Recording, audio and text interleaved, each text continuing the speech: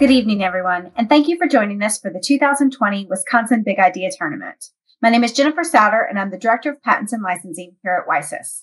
On behalf of WiSys, we are so glad that you could join us today for what I'm certain will be a fantastic showcase of student entrepreneurship.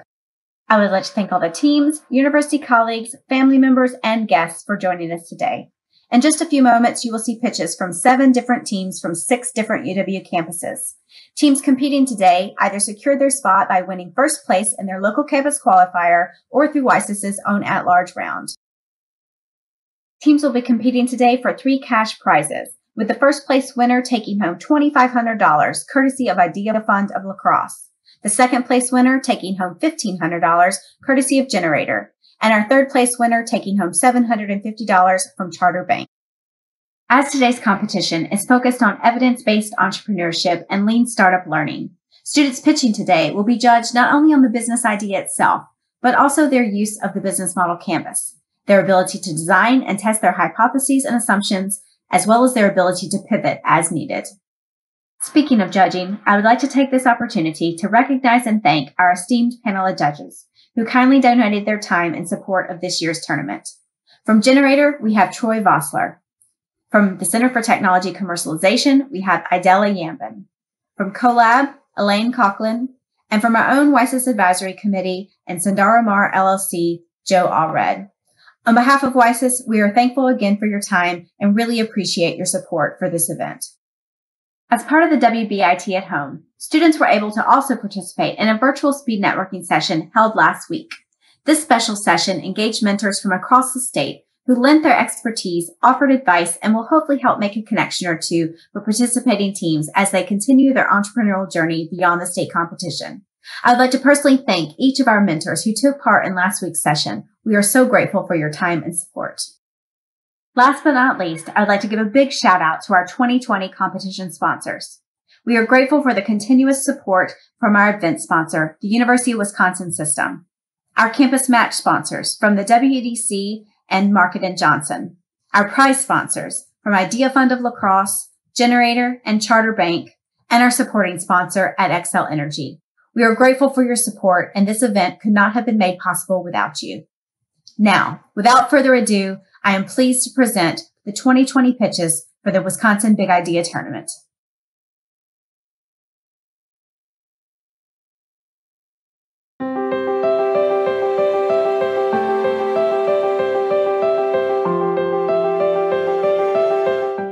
"13 years ago, the water crisis was our reality. Today, we want to help millions of people who are still dealing with this reality. My name is Lamar Ability, and I am an immigrant from Liberia. And my name is Ana Jibicho, and I'm a refugee from Ethiopia. Growing up in Ethiopia, getting access to clean and safe source of water was close to impossible, and 2 of my siblings passed away due to these unsafe drinking conditions. In Liberia, as the oldest male in my household, I would wake up every morning before sunrise and walk 2 miles barefoot to a lake to get water, so that my mom and my 2 siblings had clean water for the day. When you look closely at the challenges facing people in developing countries, water is at the root of many of these challenges. More people die from waterborne diseases than from all forms of violence, including war. But it is still the reality of 785 million people in the world. Our goal is to reduce and eliminate that number, and we want to provide that through the power of giving. We knew we wanted to create an organization around giving, but we didn't know where to start, so we went to our customers. So who is our customer? Right now, it was aware consumers. They're cheap and they want to make an impact and they want to do it affordably. So right off the bat, we settled on combating hunger through fashion. Every attire someone bought from us, we'd use the proceeds to go out and buy groceries for those who needed it the most. We brainstormed and created this logo. The logo represented a grocery bag. We chose the name Didomi. Didomi was a Greek word that meant to give. We created a few designs, hats, and sweaters. We then interviewed about 15 people. Turns out, no one wants to buy fashion attire that combat hunger. Why? Because no one wants to be seen in one. It's not cool. So now what? What do we do next? We go back to our customers. What do aware consumers care about? Our assumptions were that they will care about their health. They care about the environment. They want to give back, but affordably give back. They want to look good giving back and let others know they are giving back so that others can do the same thing. We settled on reusable water bottles. The global reusable water bottle market size was valued at $8.1 billion in 2018 and is expected to grow to $11 billion by 2025. The growth of the market is attributed to the environmental awareness and rising popularity of healthy lifestyles.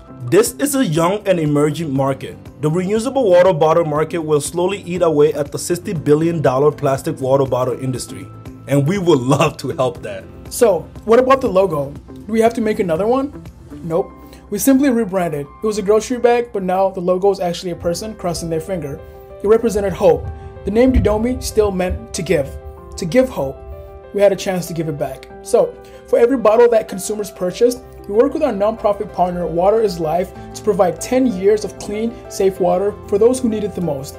Our hypothesis was that we can gain sales by improving the lives of millions of people around the world while creating a for-profit business model based on a high-quality, fashionable, reusable water bottle for aware consumers. Our key hypothesis is that consumers will buy a reusable water bottle with a mission than one without. We tested our hypothesis by surveying 152 people. We discovered three main things from this. 1. Consumers prefer to buy a reusable water bottle from a company that has a social mission than one that does not. Based on this finding, we pivoted. We're going to work with Digimark, an industry leader in invisible barcode. To us, it looks like this. To your phone, it looks like this. So when a customer point at a Didomi bottle with their phone, they will be able to quickly get updates and stay engaged on the projects they are helping fund. 2. We concluded that water bottles are a status symbol. A premium reusable water bottle says that you're hydrated, you're eco-conscious, and also that you can afford a $30 or $40 bottle. Based on that fact, we made the following pivot. We made a conscious effort to take design seriously and provide something that people want to be seen in. 3. People use plastic water bottles because they're everywhere. People cave and buy bottled water. Based on that fact, we made the following pivot. By working with local restaurant partners, we hope to be able to provide free water refills with a Didomi bottle. Restaurants win because they get more foot traffic, and our customers win because they have access to clean water anywhere they go, anytime. So, our current value proposition is as follows, and it attracts aware consumers. We provide high-quality, fashionable, reusable water bottles with many design options and sizes that spark conversation. Customers are able to refill their bottles at local partners, all while providing 10 years of clean, safe waters for someone who needs it the most. Customers are a scan away from regular updates on projects they're supporting. That makes a purchase more appealing to consumers since we reward consumers by instantly adding altruistic significance to their own purchases. That makes donating simple for everyone. What evidence do we have for the solution's level of traction? People are loving it. We have sold out of products online without ever advertising or even launching Didomi, simply through word of mouth. We were approached by the Boys and Girls Club of America to create sponsored water bottles to their national staff. We are currently piloting designs of about 200 samples. There's a lot of traction, and customers, organizations, and companies want to be associated with a water bottle that creates change.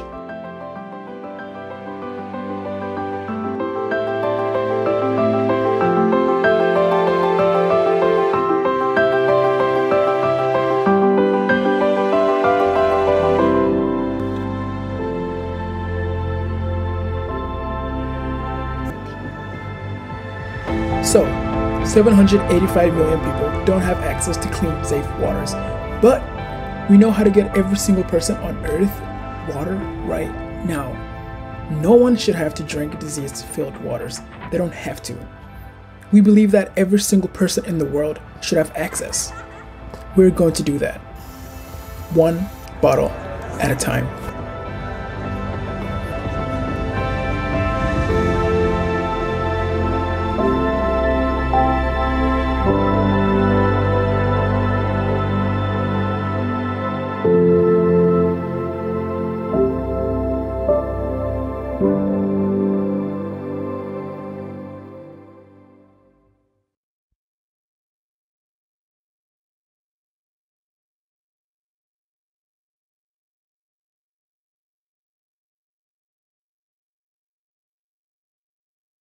Hi, my name is Caitlin DeRochers. And I'm Logan Holbrook. We are from the University of Wisconsin-Green Bay. And we're here to discuss GPods, a hearing aid equipped with life alert technologies. This is my grandma, Judith. A few months ago, my mom and I were talking with her about assistive living options, since she is 72 years old, lives alone, and is hard of hearing. Even though my mom and I both think that this is the safest option for my grandma, she is set on living at home. Shortly after, Caitlin and I began brainstorming on ways that we could create a solution for my grandma without compromising her safety and independence. That's where GPods comes in, an all-in-one hearing aid and medical alert device. After we came up with this idea, we started to design what this hearing aid could look like and some of the features it would have. Then we went on to 3D model a concept and 3D print 2 different models. After Logan presented the prototypes to me, we determined that the GPods should have 3 main functions. They should address safety concerns regarding elders living at home, act as a hearing aid, and have a positive perception when compared to other products on the market. We then hypothesized that we can create a device with a low stigma that aids in hearing loss and helps aid injured people. To test this hypothesis, we surveyed 125 people within varying age ranges. Part of the survey consisted of 3 questions. What words come to mind when you think of the word life alert? What words come to mind when you hear the word hearing aid? And what words come to mind when you hear the word smartwatch? We gathered all of the responses and created a word cloud. The words hearing, life-saving, useful, convenient, safety, and beneficial were entered the most frequently on our survey, and many of the words on the map overlapped in various products. When these words are placed together on our map, they form one cohesive idea and help to substantiate the GPods product. So based on the word cloud created from 125 anonymous people, we confirm our hypothesis. We can create a device with a low stigma that aids in hearing loss and helps injured people. Our next hypothesis is that there is a demand for a product like this. The survey that we conducted, consisting of 125 people, shows that there is an unpredicted number of negative perceptions about smartwatches. Looking further into the responses, Caitlin and I found that this was mainly caused by some people's inexperience with those devices. On the other hand, the majority of people had a positive perception about hearing aids and life alert. After reviewing the responses on our survey as a whole, we can say that there's a potential demand for a product like GPods. Hypothesis 1 identifies our value propositions to be safety, health, independence, and security. Hypothesis 2 identifies our customer segments, which are elderly living, hearing loss, and medical alert stigmas. Hypothesis 2 also identifies the channels in which we'll market and sell our product, which will be through insurance providers, doctors and physicians, a phone application, and help skilled nursing facilities check up on their residents. Of course, our elderly population is conscious of the money they have to spend due to their limited income. We hypothesize that it will cost approximately $500 to create a device that aids in hearing loss and helps injured people, as well as lowering stigma surrounding these products. Most hearing aids on the market cost approximately $300 to make. We approximated the watch of a smartwatch with a heart rate sensor, accelerometer, GPS SIM card, and optical sensor to be $200. We expect the GPod device to cost approximately $500, but we do not know how much it would cost to partner with a first response network. Hypothesis 3 helps to establish key resources such as sensor manufacturers. We also foresee health personnel playing a vital role in fitting or testing our products with patients. Patients will also need to have a computer or phone where their GPods will be hooked up. Permitting with the appropriate government agencies will be necessary to ensure our product is up to the appropriate standards. Because of our key resources, we expect the bulk of our cost to be from sensor/technology development, partnering with a first response network, and completing any necessary permitting and regulatory issues. Our next hypothesis is that we can develop a first response network and market it to customers. The first response networking strategy we came up with was contracting with FirstNet, powered by AT&T, a wireless network exclusive for first responders, enabling them to communicate in emergencies on a secure system built to handle massive amounts of data. The key activities, as shown in Hypothesis 4, would be to work with a first response network to ensure user safety and security and continue to develop the user interface for communication devices. Also presented in Hypothesis 4, our key partners would be FirstNet, smartphone integration, intellectual property, sensors, and WiSys. But we predict that not all of our consumers may see the necessity to have a hearing aid have a smartwatch-like function. Likewise, we anticipate that not all individuals who would like their hearing aid to have a smartwatch function are also in need of life alert. Thus, we hypothesize that GPods could be diversified after the proof of minimum viable product to other target markets. Varying levels of phone apps could also be developed based on the user preferences or ease of use for age category.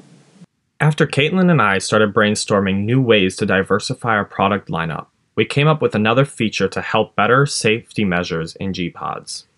The new feature is a thermometer. This idea came from the outbreak of COVID-19 and the common symptoms of a fever. From Hypothesis 5 and 6, we expect the majority of our revenue to come through our hearing aid. We would continue to build our customer relationships through dedicated personal assistants or healthcare employees. We value the feedback from our customers through the app and will use it to continue to grow. But perhaps most important, we continue to develop our technology to be socially responsible by providing support to families during a time of crisis. After many in-depth discussions, Caitlin and I have come up with a plan to bring GPods to market. First, we would patent our idea, then work on prototyping a working model. From there, we would work with FirstNet to connect GPods to their network, then finalize the design and mass produce them. While our milestones at GPods continue to evolve, our mission remains the same. I began volunteering in a hospital at age 15 and then trained to become a CNA at age 16. Although I left nursing to pursue engineering, the residents and patients I left behind continue to give me the motivation to develop GPods. The meaning of our life is to find your gift. The purpose of our life is to give it away. Thank you.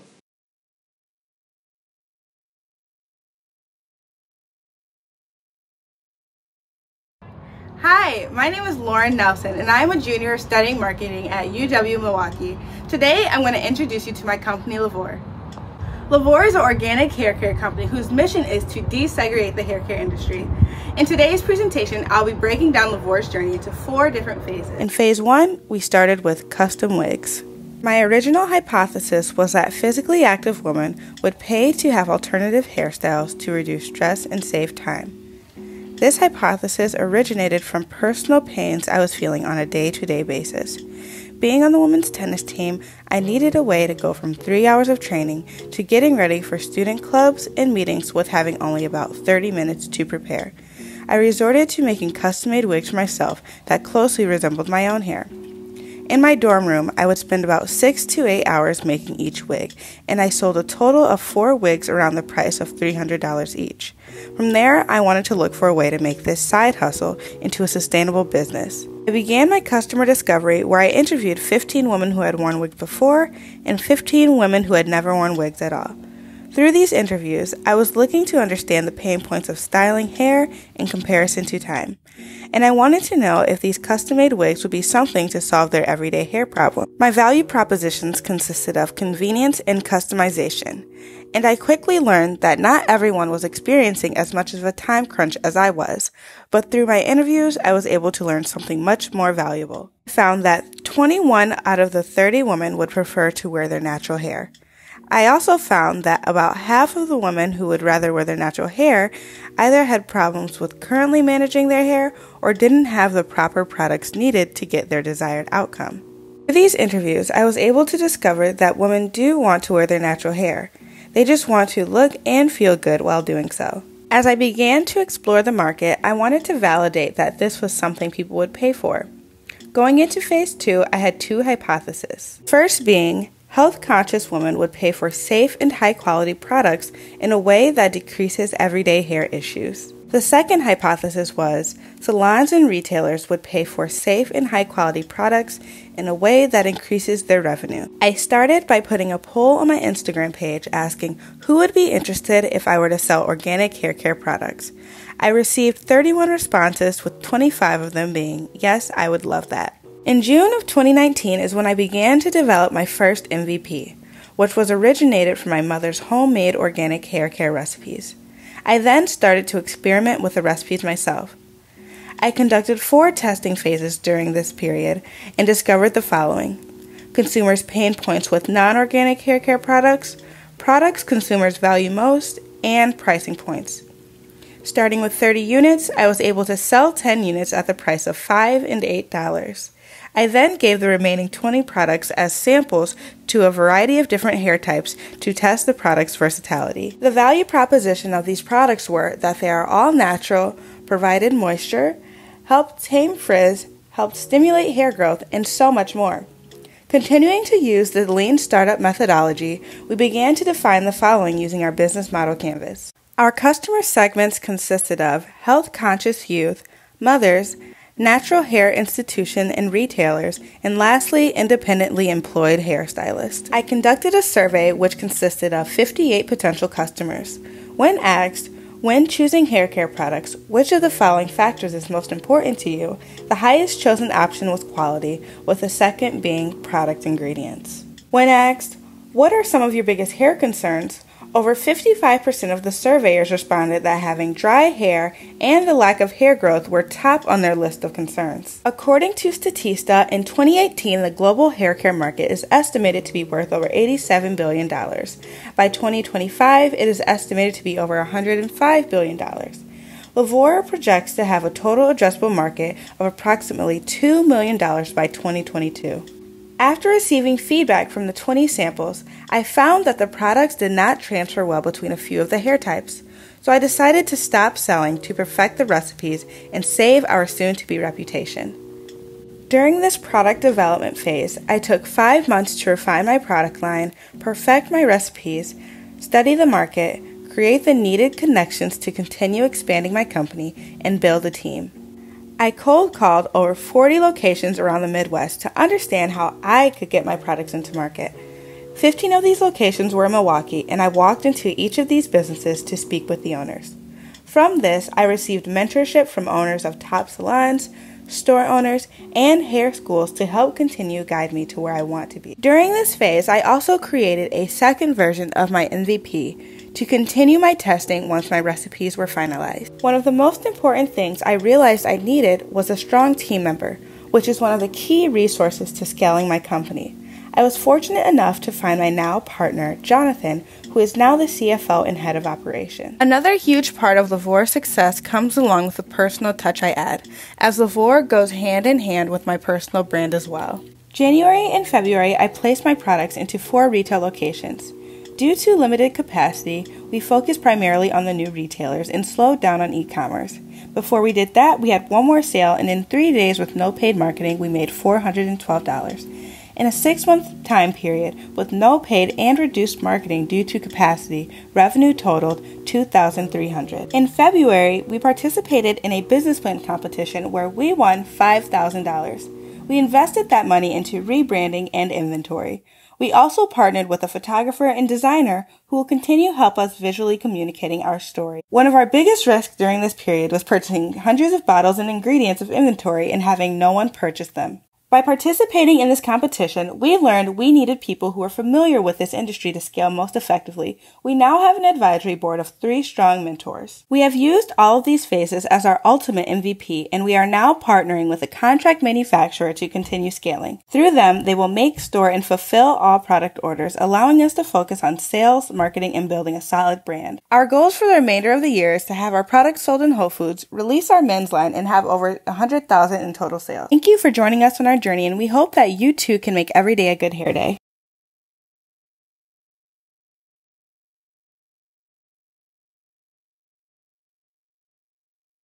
Welcome to our investor pitch for LocalToYou. Our team consists of Brody, Emily, Maddie, and myself, Noah. Online selling and digital marketplaces are continuing to grow, but entrepreneurs and investors that don't have technical confidence or knowledge to take advantage of this marketplace are falling behind. Entrepreneurs are too hesitant or don't know how to sell their online product, are missing out on so many possible consumers across the country simply because they do not have the time or the confidence to expand digitally. In addition, small business entrepreneurs are more familiar with selling locally and in person and are not familiar with shipping solutions and return policies. On the other hand, consumers of small business goods want to be able to easily access products online in order to be repeat customers. Not all consumers are going to be available locally, and senior entrepreneurs are missing out on a large population of consumers that need another option in way they can buy their product. Consumers of these small business goods are not concerned with how trustworthy a seller is when it comes to handling returns if items aren't wanted. or when dealing with handing over their credit card information on a custom website that lacks security. We tested our hypothesis by conducting in-person and digital interviews. We have a series of open-ended survey questions that allow consumers to provide us information on what they do and do not purchase from small businesses online, issues they encountered, or what would make their experience better. Also, what would get them to start shopping online with these businesses. We found that consumers who purchase from small businesses online have reoccurring concerns about the websites they shop at. We compiled a frequently concerned list of issues people run into, seen above, and received feedbacks from the consumers about what would make these websites more reliable. To date, we have 100 customer interviews. Initial hypothesis was our customers that we interviewed would have experienced issues while dealing with online shopping at some point. We compiled issues that our group had run into online shopping through small businesses and took an educated guess that most online shoppers had similar issues as well. Reoccurring issues that we had found in our customer interviews were that entrepreneurs or inventors did not have the knowledge or resources to productively sell products online. Online consumers found that they were unable to find a small business website, and if they could, they would find them unreliable or untrustworthy with personal information or product description. Here we have customer testimonials from the interviews that we conducted. This includes both their concerns with current solutions, as well as solutions we took into consideration while designing our business. There are around 30.2 million small businesses in the United States, and a little under half of those small businesses do not have a website. Our target market would be the 13.9 million businesses around the country that are without an online platform to sell their goods or services. Our target market would be online consumers, which undoubtedly are increasing in these upcoming years. Solutions that we found through market research is that local and small businesses try to leverage their customer base using third-party websites such as Amazon and/or Etsy, as well as their personal direct websites. These current solutions are insufficient because investors and entrepreneurs have a hard time selling due to the lack of education and experience with an online market space. When selling through a large platform such as Amazon, it is difficult to locate authentic, local, small business goods. With direct business websites, customers feel that many of these websites have a lack in security with handling their personal information and/or poor information on their products. Lastly, building a personal website can be costly and time-consuming, which is not suitable for a small business, and they do not have the capability that a large organization would have to present a prestigious website. Our solution is to create an online vendor space that allows entrepreneurs and inventors to have a safe, reliable, and fair royalty rate on their products. This platform will create universal terms and conditions for all vendors of LocalToYou that allows them to build a customer base they may have otherwise not had. Another feature our company would be product quality control to all of our vendors. We want to make sure that the products sold through our company are quality products and consumers are willing to be able to purchase them online. We are going to give entrepreneurs and inventors the opportunity to build their social media presence with dependable platforms. We also are giving online consumers a website with local and small businesses that give them a chance to purchase products from companies that are reliable and trusted. After listening to consumers and understanding why we need to create this secure small business shopping experience, our go-to marketing strategy will be build partnerships. One important partnership will be to use a trusted web development company like Shopify or Squarespace. This will ensure the customers will be able to trust our website. We will also partner with other people like social media influencers who can show off of our website to their followers, explaining features such as demonstration videos, accurate measurements, and a return policy with easy-to-contact customer service. Using this partnership and marketing strategy, we can prove to our customers their main concerns will be solved before and not something that they need to be worried about while shopping with LocalToYou. Here is our current business model, including our key partners, key activities, and resources, value proposition, customer relationships, channels, customer segments, cost structure, and revenue streams. We figured that our use of funds would need to be an estimated $21,350, and we expect this to last us 5 months of operation. We are a for-profit organization. Our services will have standard startup fees and contracts where we will establish a royalty fee as well. In the future, we plan to build brand awareness through our paid marketing tactics and building suspense for our grand openings. We plan to build our product catalog by continuing to network with small businesses and offering our services. Lastly, we want to complete in full our mission, vision, and business strategy that will complete our business. Thank you all for being a part of LocalToYou.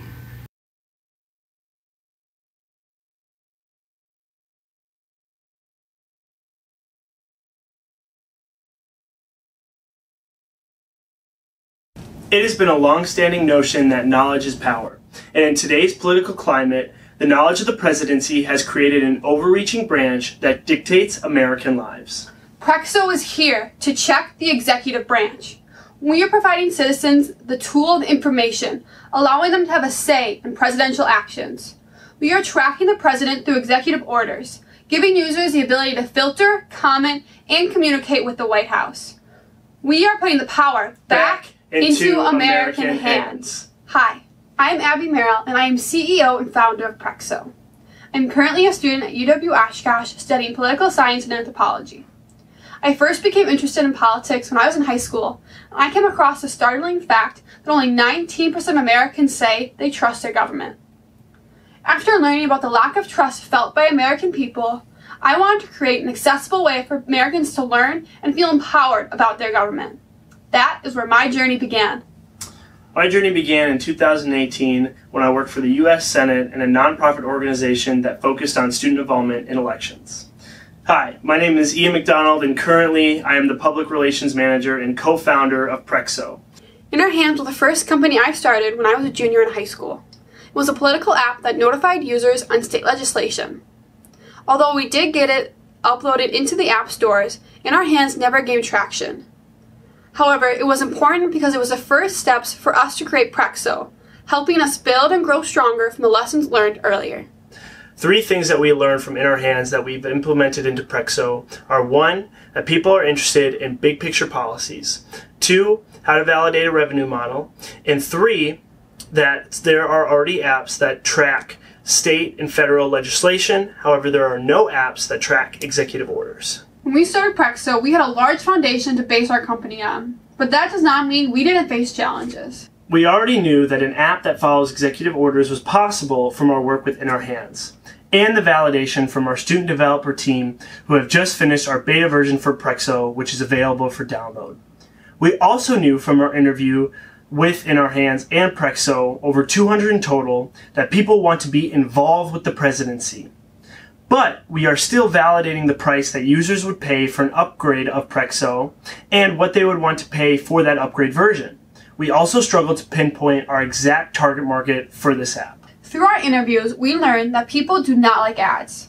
We also learned that users are worried about understanding the language of executive orders. From there, we decided to implement a $2.99 upgrade. There would be an ad-free platform that also provided information on how executive orders impact users' lives. During our beta test this summer, we are hoping to further gather information on what users want to see in an upgrade. We know that over 120 million people voted in the last presidential election, and we believe that we can capture a small percentage of this market.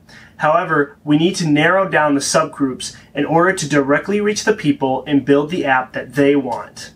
Through my work as a Senate aide, I was able to get first-hand knowledge on how political apps are used to inform politicians on current events. Interviews with colleagues showed that there were no apps that are tracking the presidency, but one could be helpful in managing everyday newsfeed. This has allowed us to focus on one subgroup before we prepare for a national launch. Prexo started as an app that alerted users to state legislation. But after finding existing platforms and that Americans were restless with the presidency and not state legislation, In Our Hands needed to pivot. After a year break, the Prexo team started researching to see what was frustrating Americans most. We discovered that citizens were upset with the executive branch and confused by media outlets. In many of our interviews, people expressed the uncertainty of trusting media sources because of the biased narrative presented. From our research, we have created Prexo to be an inclusive, bias-free, and revolutionary app that tracks the executive branch. When we started, our main focus was on the voting population. However, we had to shift our target market because as a free download, the voting population would not provide us with the strongest revenue stream. That is when I started contacting friends and colleagues in Washington and in the State Department to better understand difficulties in their life.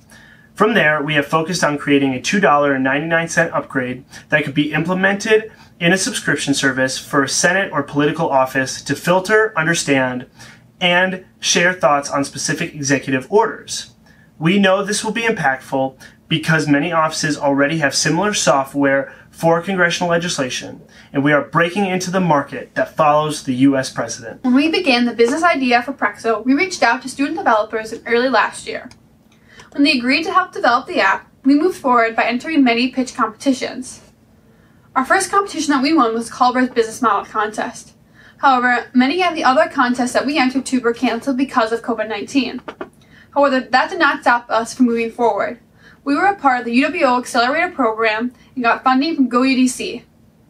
Most recently, we've also been accepted into Idea Advance Stage 1 for the summer program. Prexo will give easy and organized information to Capitol Hill staffers, bureaucratic agents, lobbyists, and business owners, allowing these individuals to filter executive orders based on their expertise so it's readily available at a moment's notice. We just launched our beta test. Prexo is being used and downloaded by users as we speak.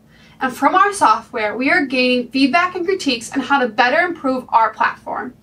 All of our improvements will be made possible by the 2 incubator programs we were accepted to in this summer. As a part of the UWO Incubator Program and Stage 1 of Idea Advance, we are collecting feedback and funding and able to have mentor meetings, online workshops, and guidance to keep us on track.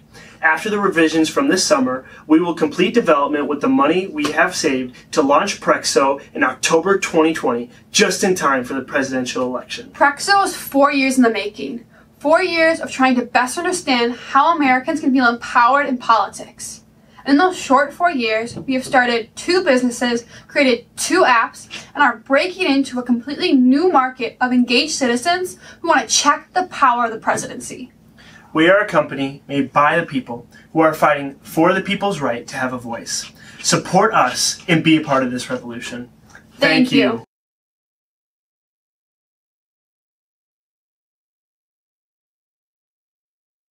Hello everyone, my name is Mary Kate McManaman and I'm the founder of Spark Convos LLC and is an online t-shirt brand and platform for content. Here is our business model canvas that we've been using to go through this entire process of starting the business, and we'll be talking through these points throughout the presentation today. The pain that I identified in starting this business was a lot of social division in our country, as well as increasing rates of loneliness, lack of meaningful conversations, and also increases in mental health issues. The solution that I came up with is Spark Convos LLC. It's an online organization committed to sparking in-person connections.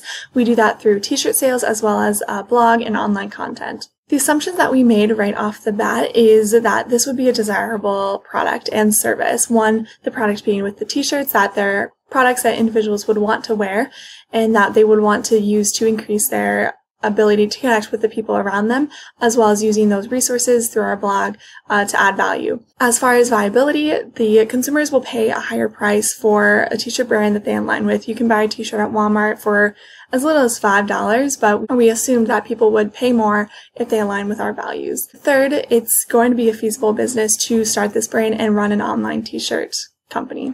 Our riskiest hypothesis was individuals between the ages of 14 and 25 will purchase at least one Spark Convos t-shirt because they have a growing interest in making meaningful connections with the people around them and doing this so through conversations. The way we tested this hypothesis is through interviews. So we conducted 17 consumer interviews with our target market, but a couple of those interviews also included individuals who work with our target market. So this included religious leaders, teachers, as well as small group leaders for youth groups, that sort of thing. And that information was incredibly helpful to find out what kind of materials they're already using, what kind of content that they try to promote to their students. And then also hearing from those individuals between the ages of 14 and 25 from our direct target market, hearing what kinds of t-shirts they like, what kind of content they read online was incredibly helpful. We also conducted a survey with 38 responses, and this really helped us understand that it is viable. So learning about how much people want to pay for t-shirts, we found out that individuals are more likely to spend between that $25 and $30 range for a t-shirt, even though you can get a t-shirt cheaper somewhere else. But they said that they would pay more for a product from a company that they align with or that they really value the same mission and vision that the business does. As well as social media interactions, we've had a lot of success with posting different questions or posting things like vote for your favorite t-shirt design and getting awesome responses back. So that's a super easy way. People don't have to click through a survey, but they can just comment on while they're on Instagram, vote 1, 2, 3, or 4, which one's their favorite. And we've gotten awesome engagement through social media with that, but we've also gotten a lot of great feedback.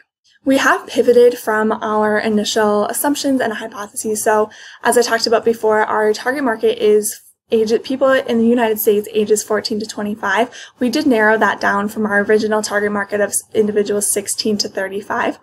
We also changed our core value from community to empathy. So community is a great value to center a business around, but it's also rather generic. I mean, coffee shops, theaters, restaurants can all have that mission of creating community, but empathy is something that not a lot of businesses focus on or really have that as their center. We've also had to pivot with this online focus of our world right now and living in this new normal. So we've created a lot more online content, whether it be Zoom backgrounds or conversation starters for the beginning of a Zoom meeting, things like that have really allowed us to pivot in these strange times that we're in. Again, our solution is this t-shirt brand and the digital content to promote meaningful conversations as well as increase empathy in people ages 14 to 25, really that student age when they're really developing how to make those healthy friendships, healthy relationships. And again, that evidence came from those interviews, not only with our target market who had awesome feedback, but as well as those leaders of our target market. And also our survey results, again, understanding what people are willing to pay and what types of material, colors people are looking for. One quote from one of our interviews was with a woman who is a youth group leader. She works with middle school and high school girls, and she said, now more than ever, my students are desperate for someone to connect with, and Zoom is not cutting it. She said that she's really been trying to get creative and look for new content and new conversations to talk about with her students to really keep them engaged over those Zoom calls or those online meetings since they can't meet in person. And she said that this sounded like something she would definitely use in her group. Our total target market size, we said, is 10% of the total U.S. population of individuals ages 14 to 25. So that brings us to 4.2 million people. From there, we took about 3% of that, which brings us to 126,000. And that's just based on the people that we expect to be actually interested in our brand and our products. And from there, we took 20% to be our actual obtainable market size. And that comes to a little over 25,000 people. Each person would buy one t-shirt, then that would give us a potential revenue of just over $500,000.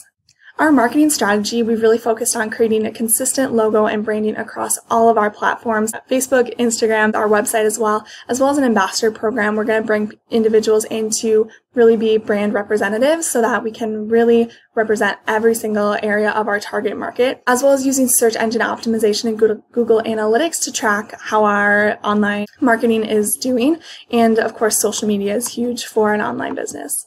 A lot of lessons that we've learned throughout this process is we've really pivoted from those survey results and those interviews to create what consumers actually want, and applying that information from those customer interviews has been incredibly helpful and a great learning experience, as well as creating a silver lining in any situation. This has been very strange to start a business during this time, but we're really making those adjustments to stay successful. Finally, our next steps, we will be launching our online store around June 10th and then fully operating by the end of summer, beginning of September 2020. We have also received tons of support from the University of Wisconsin-Eau Claire, Small Business Development Center, as well as we're in an accelerator program that's going to go through October. So that's been incredible for for mentorship and also resources through that, as well as expanding into other merchandise, building our social media platform, building our blog, and then branching out into events as well. Again, my name is Mary Kate McManaman. Thanks so much.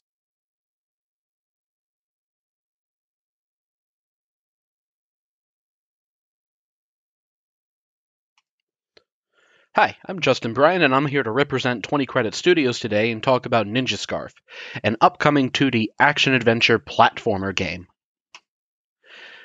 None of this would be possible without my excellent development team, who you can see here. And I prepared a short 30-second trailer to give you an idea of what this product is about.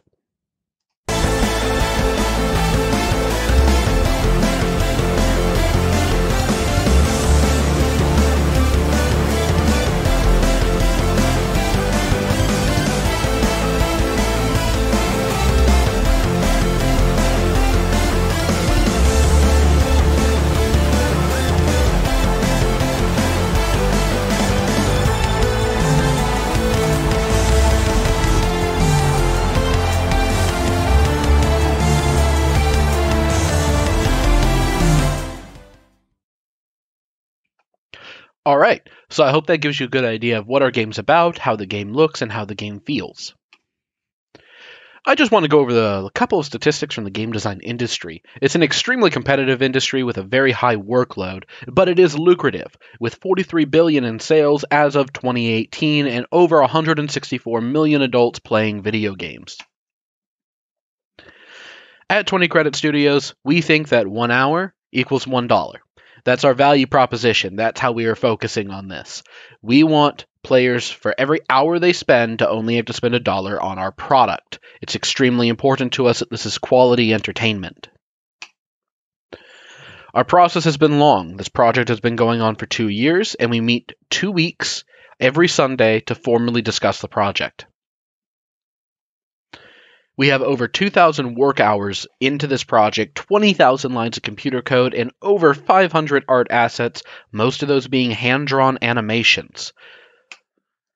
Going over our business model here a little bit, none of this would be possible without some of our really important key partners, including our business advisor, Mary Spaeth, our design advisor, Kim Loken, the UW Stout Game Design Program, and our distributor, Steam.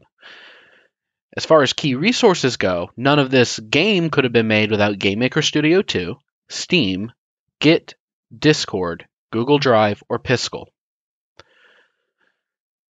We interact with our customers via Steam discussion, Twitter, Facebook, Instagram, and email. All of these are extremely important, as it's really important that we talk to our consumers on a regular basis. And our consumers can get our product through Steam as our distributor, but we are also marketing via Facebook, Twitter, and Discord.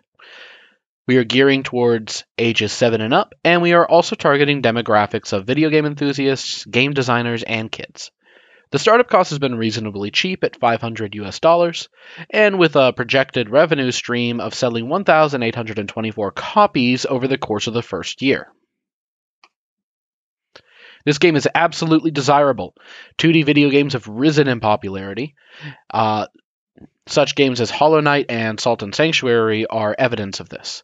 We've gathered large audience interest by showing our game at SGX, that is the Stout Game Expo, the Menominee High School, and the Midwest Game Developers Conference. Every time we've showed our game, we've gotten huge community support, and we are looking forward to selling this.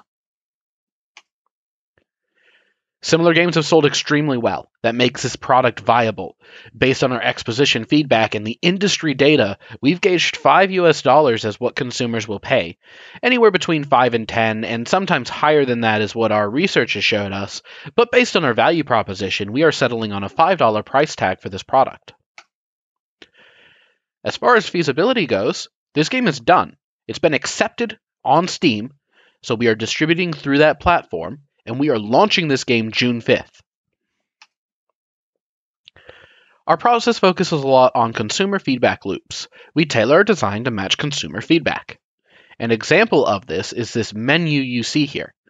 Now this is a scrolling wheel, but it used to be a really small menu up in the corner that our consumers couldn't see. We identified this concern, addressed it in our next sprint meeting, and fixed it. And this is the corrected implementation. This bigger menu that follows the player around.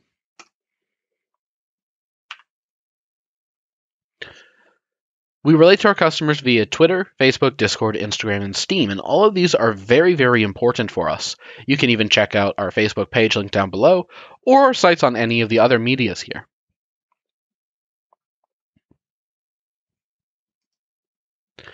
It's important for me to talk a little bit more about Steam. Now, it is a powerful distribution platform, and based on their research, by 2018 they had 90 million monthly active users. This is really important because this allows us to make impressions on a wide target audience.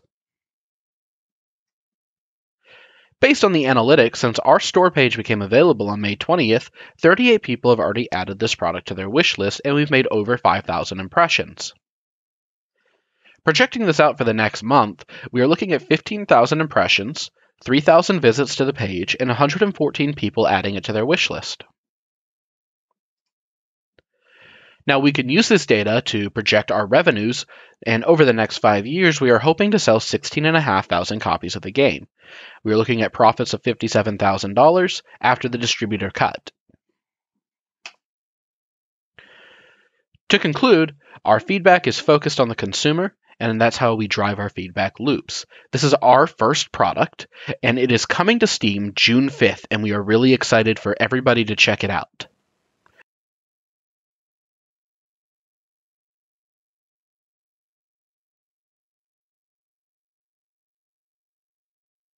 Hello, I'm Arjun Sangha, President of WiSys. Thank you for watching our virtual Wisconsin Big Idea Tournament. WiSys is honored to present this tournament and give Wisconsin's aspiring entrepreneurs a venue to test out their business models and gain exposure for their startups. I'll be announcing the winners of this year's tournament in just a second, but first, let me congratulate all of this year's teams and the faculty, staff, and universities that have supported them. Thank you also to Jamf Software, who was originally going to host our live event at their headquarters in Eau Claire. Hopefully we'll get back there soon in the next year. I'd also like to thank the WiSys staff, our judges, our sponsors, and our campus partners for making this event possible. As a reminder, teams were judged not only on the significance of the problem their business concept addresses, but also on their use of the business model canvas to map out their validation journey, their ability to design and run experiments to validate the riskiest hypothesis, pivot, and define the next steps. In fact, I'd like to congratulate the teams on pivoting to this virtual format and adapting to providing us a video rather than making a live presentation. Now, the third place winner, who will take home a $750 prize courtesy of Charter Bank. From UW Oshkosh, Prec, a company focused on tracking presidential executive orders. Certainly a timely company indeed. Congratulations. In second place, taking home a $1,500 prize courtesy of Generator, Lavore, an organic hair care company conceived of by a UW Milwaukee student. Well done. And finally, in first place, taking home a top prize of $2,500 courtesy of the Idea Fund of La Crosse, drumroll please, the team from UW River Falls, Ditto Me. They presented a reusable water bottle company with a socially conscious mission of providing clean water throughout the world based on every water bottle sold. Congratulations. From all of us at WiSys, thank you for watching, and thank you for supporting our budding entrepreneurs.